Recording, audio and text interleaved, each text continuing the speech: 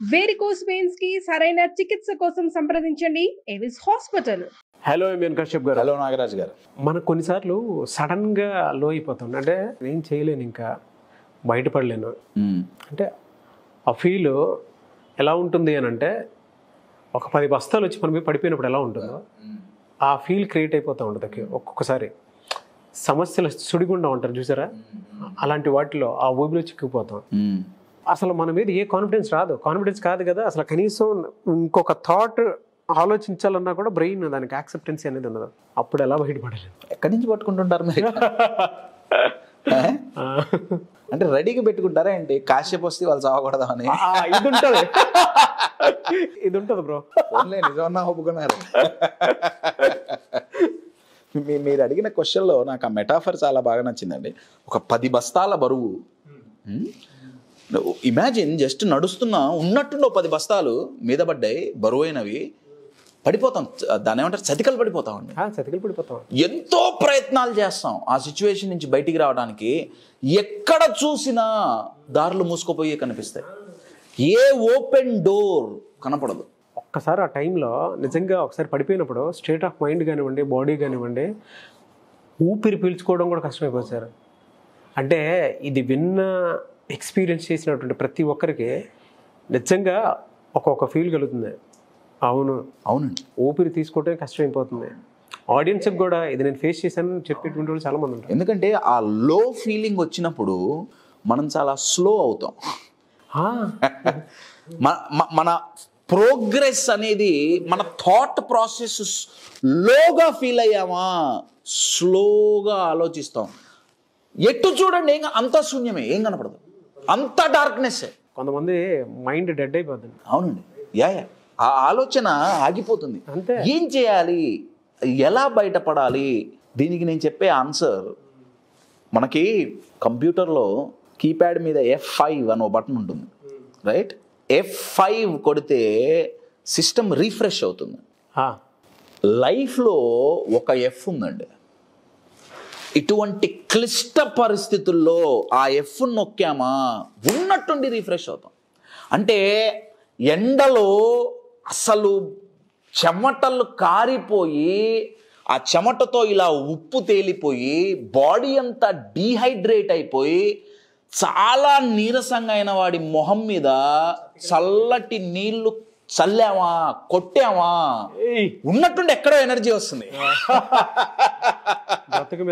Absolutely జీవం పుడుతుందండి. ఆ F గనక మనం నొక్కామా రీఫ్రెష్ అవుతాం. ఆ F ఏంటి?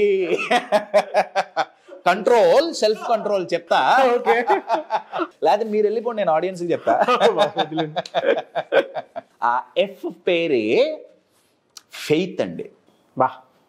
చాలా అంటే నాకు ఇంగ్లీష్లో నచ్చే పదాలలో ఈ ఫెయిత్, నేను ఫెయిత్ అనగానే ఏదో ఫిలాసఫీ మాట్లాడటానికి ఇక్కడ కూర్చోాల. Okay, faith can move mountains అంటారు కదా. అంటే ఫెయిత్ ఉంటే ఈవెన్ మౌంటైన్స్ని కదిలించవచ్చు, రైట్? నేను ఒక ఎగ్జాంపుల్ చెప్తా. షూర్. ఒక ఫిక్షనల్ స్టోరీ, అద్భుతమైన స్టోరీ అండి ఇది. ఫెయిత్ యొక్క గొప్పతనం ఏంటి బాగా గుర్తుంచుకోండి. బిలీఫ్ అనేది మన మీద మనకు ఉంటుందండి. ఓకే అండి, బిలీఫ్ అనేది మన మీద మనకు ఉంటుంది. మనం కాకుండా అవతల వాళ్ళ మీద ఉండేది ఫెయిత్ అండి. ఆ అవతల వాళ్ళు ఒక వ్యక్తి కావచ్చు, మీరు దేవుడు అంటారా, యూనివర్స్ అంటారా, లైఫ్ అంటారా, మీ ఇష్టం. Some higher personality or some higher energy level, right? Belief అయితే మన మీద మనకు ఉండేది, అవతల వాళ్ళ మీద ఉండేదాన్ని ఫెయిత్ అంటాం. You are getting it? నా ఫెయిత్ అనేది ఎంత గొప్పది. I'll give you an example. ఒక వ్యక్తి ఎంతో ఉత్సాహంతో, ఎంతో ఉల్లాసంగా, రైట్, ఒక పెద్ద మౌంటైన్ ఎక్కుదామని బయలుదేరతాడు, రైట్? ఆ ప్లేస్కి చేరుకొని, ఆ సేఫ్టీ రోప్స్ అవన్నీ వేసుకొని, బాడీకి సేఫ్టీ రోప్స్ కట్టుకొని ట్రెక్కింగ్ మొదలుపెట్టే టయానికి చీకటి పడిపోయారు. ఒక్కడే, చుట్టుపక్కల ఎవరూ లేరు, రైట్? ఏదో కొద్దో గొప్ప చంద్రకాంతులు తప్ప అసలు పిచ్ డార్క్, కనపడట్లా. అయినా ఆయన ఏదో అది ఇది పెట్టుకొని చిన్నగా కొండెక్కుతున్నాడు. కొన్ని గంటల సేపు కొండెక్కాడండి. ఉన్నట్టుండి కాలు స్లిప్ అయింది. కాలు స్లిప్ అయితే అంత హైట్లో నుంచి దడాంగన కింద పడ్డాడు. బా అయితే అతను ఒక సేఫ్టీ రోప్ కట్టుకున్నాడు కదా. సేఫ్టీ రోప్ కట్టుకోవడం వల్ల డైరెక్ట్ కొండ నుంచి భూమి మీద పడలేదు. ఆ రోప్ ఎంత దూరం అయితే క్యారీ చేయగలిగిందో, ఎంత లెంత్ అయితే ఉందో అక్కడి వరకు వచ్చి ఆగిపోయాడు, గాల్లో వేలాడుతున్నాడు. Thank God. ఇదంతా మిల్లీ సెకండ్స్లో జరిగిపోయిందండి. You're getting it. మీరు జెయింట్ వీల్ మించి కిందకు వస్తుంటే ఇక్కడి నుంచి ఏదో జారిపోయిన ఫీలింగ్ వస్తుంది. అంతెత్తు కొండ మించి దడాంగని పడిపోయేటప్పటికి ఒక క్షణం ఏం అర్థం కాల. ఆ అబ్బాయికి భయం వేసింది. ఆ అబ్బాయికి భయం వేసి పెద్దగా అరిచాడు, God please help me. Response రాల. మళ్ళీ God please help me. Response రాల. నెట్వర్క్లో ఏదో ప్రాబ్లం ఉంది. మళ్ళీ అరిచాడు, గాడ్ ప్లీజ్ హెల్ప్ మీ. మళ్ళీ అరిచాడు, గాడ్ ప్లీజ్ ఏం కావాలంటే అది చేస్తా, ప్లీజ్ నాకు హెల్ప్ చేయి. No response. No response. 3 సార్లు, 4వసారి 5వసారి అడగటం, please God help me help me help me. సడన్గా ఒక వాయిస్ వచ్చిందండి. వాయిస్ ఏమొచ్చిందంటే, నువ్వు కట్టుకున్న సేఫ్టీ రోప్ కట్ చేయి. షాక్ అయ్యారు కదా. అవును. సేఫ్టీ రోప్ కట్ చేయి. ఎవర్రా నువ్వు అసలు? ఎవర్రా అరిచింది? సేఫ్టీ రోప్ కట్ చేయడానికి నేను చేయను. సేఫ్టీ రోప్ కట్ చేస్తే చచ్చి ఊరుకుంటా, కింద పడిపోతా. నేను చెయ్యను, నాకు నీ హెల్ప్ వద్దు, ఏమొద్దు. తెల్లవారులో ఆయన అంతే ఆ ఎయిర్లో ఏళ్లాడుతూ గాల్లో అంతే ఉన్నాడు. తెల్లవారు ఆ చుట్టుపక్కల ప్రజలు పోయి చూస్తే ఆయన చనిపోయి ఉన్నాడు. ఎందుకంటే ఆ ప్రాంతం అంతా చాలా మంచుతో కూడుకున్న ప్రాంతం. తెల్లవార్లు గాల్లో అలా ఏళ్లాడేటప్పటికీ ఆ మంచు ఇదంతా చనిపోయాడు. అయితే అతన్ని చూసినప్పుడు ఇదే ట్విస్ట్ అండి. అతన్ని చూసినప్పుడు ఆయన భూమి మీద నుంచి దగ్గర ఒక 6-7 అడుగుల ఎత్తులో మాత్రమే ఉన్నాడు. అంటే ఆయన ఓ గాడ్ ప్లీజ్ హెల్ప్ మీ అన్నప్పుడు రోప్ కట్ చేయమని వచ్చింది కదా. కట్ చేసి ఉండుంటే మ్యాక్సిమం ఒక 6-7 అడుగులు ఎత్తులోనే ఉన్నాడు కాబట్టి కింద పడితే మహా అయితే చిన్నదే. 6-7 అడుగులు అంటే ఎంత అండి? I'm almost 6 feet. ఏమవుతుంది 6-7 అడుగులు మించి పడితే? ఏదో చిన్న స్క్రాచ్ మహా అయితే ఓ ఫ్రాక్చర్ అవుతుంది. ఆయన ఎవరినైతే అడిగాడో ఆయనకు తెలుసు 6-7 అడుగుల ఎత్తులోనే ఉన్నాడు, రోప్ కట్ చేయి అనే మెసేజ్ వచ్చింది. ఈ పిల్లగాడికి తెలియదు, ఎందుకంటే మొత్తం చీకటి. హెల్ప్ అడిగాడు, రెస్పాన్స్ వచ్చింది, కానీ వచ్చిన దాని మీద ఫెయిత్ లేదు. బా, you are getting my point. ఫెయిత్తో కట్ చేసి ఉంటే కింద పడేవాడు, బ్రతికేవాడు. You are getting my point. My dear friends, faith ఎంత ఇంపార్టెంట్ అంటే అది ఏదైనా కానివ్వండి, ఆ ఫోర్స్ మీరు ఏదైనా అనియండి. కొన్నిసార్లు బయట నుంచి వచ్చేదే మనం ఎక్కువ ఇన్ఫ్లుయెన్స్ అయినా పర్లేదు, కానీ మనం ప్రొటెక్ట్ చేసుకోవాలనుకుంటే వినాలండి. మనం వినాలి. అది మీ హయ్యర్ వాయిస్ అంటారా, మీ ఇంట్యూషన్ అంటారా, దేవుడు అంటారా, దైవం అంటారా, ఇంకేమంటారా, అది ఏ రూపంలోనైనా రావచ్చు. ఫెయిత్ ఒక్కొక్కసారి మనకేమీ తెలియదు, అసలు ఏంటి వాట్ నెక్స్ట్ అన్నదానికి క్లారిటీ ఉండదు. ఇది బ్లైండ్గా ముందుకెళ్ళటం కాదండి, ఫెయిత్తో ముందుకెళ్ళటం. You are getting my point. ఎవరైతే ఫెయిత్తో ముందుకెళ్తారో వాళ్ళంత త్వరగా పడిపోరండి. త్వరగా కాదు, అసలు పడిపోరు. ఆ ఫెయిత్ అనేది ధైర్యం ఇస్తుంది, ఆ ఫెయిత్ అనేది రిఫ్రెష్ చేస్తుంది. ఇందాక నేను చెప్పినట్టు కంప్యూటర్లో F5 నొక్కితే ఎలా అయితే రిఫ్రెష్ అవుతామో, ఎవరైతే ఫెయిత్ అనే బటన్ ప్రెస్ చేస్తారో మై డియర్ ఫ్రెండ్స్, లోగా ఫీల్ అయ్యారు. LOW, లోగా ఫీల్ అయ్యారు.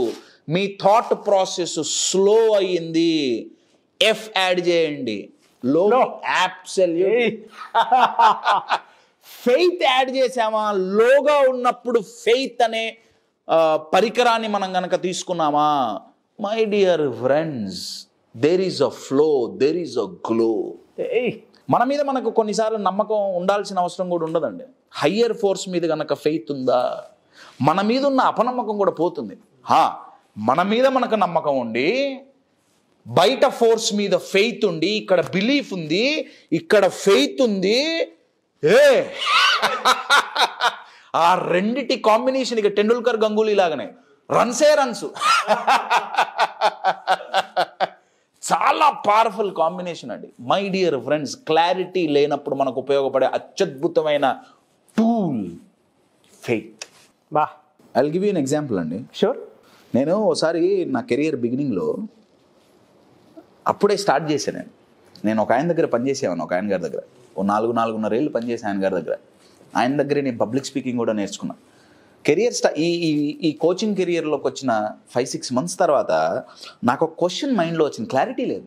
ఓకే. నేను చదివింది ఇది కాదు, నేను మాస్టర్స్ ఇన్ ఫార్మసీ నేను చేసింది. వదిలేసి నేను దీంట్లోకి వచ్చా. దీంట్లో నాకు కెరియర్ కనపడట్లా. ఫస్ట్లో ఎక్సైటింగ్ ఉంది, నాకు ముందు ఏది కనపడట్లా. నేను ఆయన దగ్గర పోయి అడిగేవాడిని, వర్కౌట్ అవుతుందా? ఈ క్వశ్చన్ చాలామందికి వస్తుందండి. వర్కౌట్ అవుతుందా, వర్కౌట్ అవుతుందా, వర్కౌట్ అవుతుందా, సంపాదించగలుగుతామా, కనీసం తిండి దొరుకుతుందా? ఆయన ఒక మాట అన్నారండి, ఆ మాట నేను ఎప్పటికీ మర్చిపోలేను. ఫెయిత్ అనే దానికి ఎగ్జాంపుల్ చెప్తున్నా. ఆయన అన్నారు, అరే నువ్వు మీ అమ్మ కడుపులో ఉన్నప్పుడే, నువ్వు ఇంకా పుట్టలా, మీ అమ్మ కడుపులో ఉన్నప్పుడే మీ అమ్మ రొమ్ములో పాలు పెట్టాడు భగవంతుడు. ఫుడ్ ఉంటుందా, ఉండదా, ఇట్స్ ఆల్రెడీ ప్రిపేర్డ్ యార్. ఆర్డర్ పెట్టుకుంటే వచ్చేస్తుంది. దీన్ని సృష్టించిన వాడికి ఇది పెట్టడం తెలుసు. బా, ఫెయిత్ మై డియర్ ఫ్రెండ్స్ ఉందా?